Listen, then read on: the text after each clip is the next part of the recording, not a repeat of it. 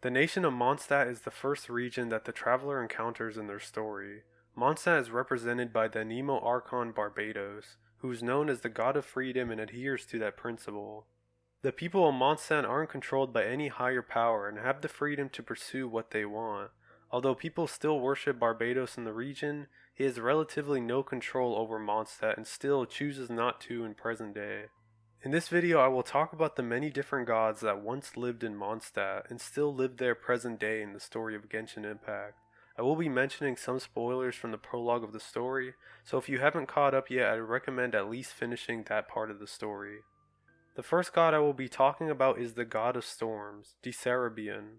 He originally founded the nation of Mondstadt 2,600 years ago, and had his former capital located in what we now know today as Stormterror's lair. He was seen as a tyrant by his people, although he himself wasn't aware and didn't believe that he did any wrongs. This was because he had used his powers to shield away the ongoing blizzards from another god named Andreas. He had created a massive wind barrier around his capital to protect his people from the blizzards. This led to him treating his people in the capital terribly, as he believed that he already did enough with the barrier, and this eventually caused a massive rebellion, with him being defeated and killed in the end. His defeat changed Mondstadt for the better as his reign as a tyrant finally ended.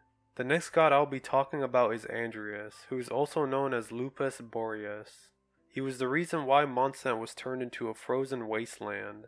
This was due to his powers that was given to him by an unknown god.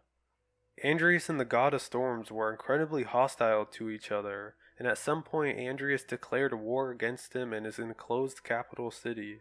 Although Andreas couldn't do anything to the barrier, not even a scratch, this ended up causing a stalemate in the battle.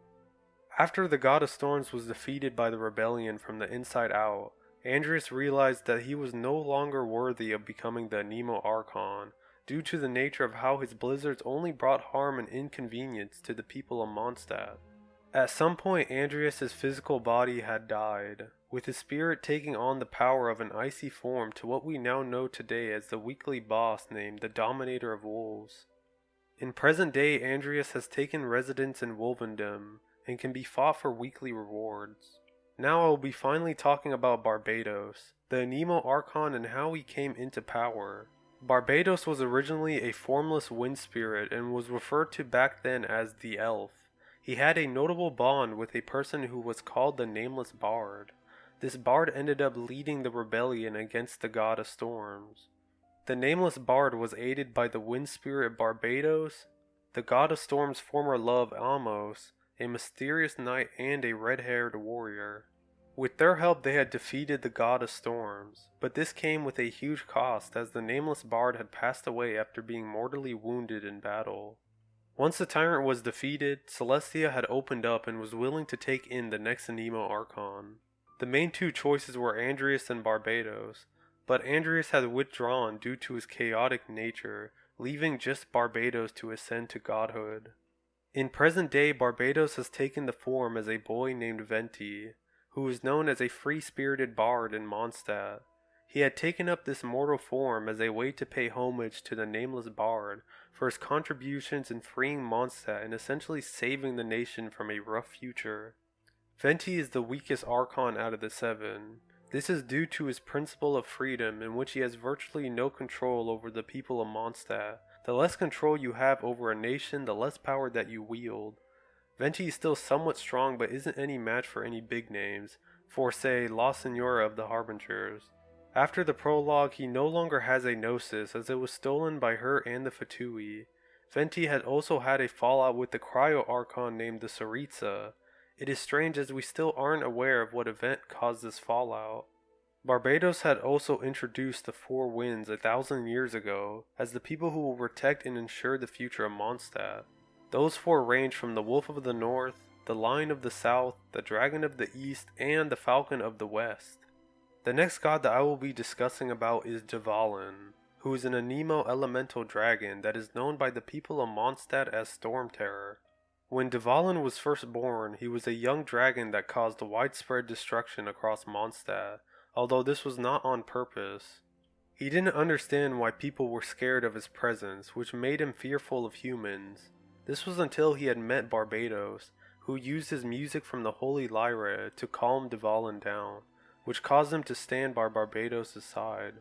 During the prologue of the story, his mind was corrupted by the Abyss Order to make him believe that the people of Mondstadt and Barbados betrayed him. After the prologue, he has been restored from the efforts of the travelers and others, and is back to a normal state of mind. He is one of the four winds and is known as the Dragon of the East. Vanessa is another god who is known as the hero of Mondstadt around 1000 years ago. She was a gladiator in the Colosseum and at one point helped Barbados and others end the aristocracy that plagued Mondstadt.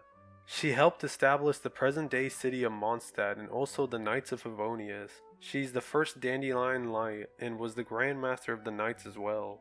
At one point during her life she had ascended to Celestia, thus receiving god status. She then turned into a falcon at Celestia, which became known as part of the Four Winds, the Falcon of the West.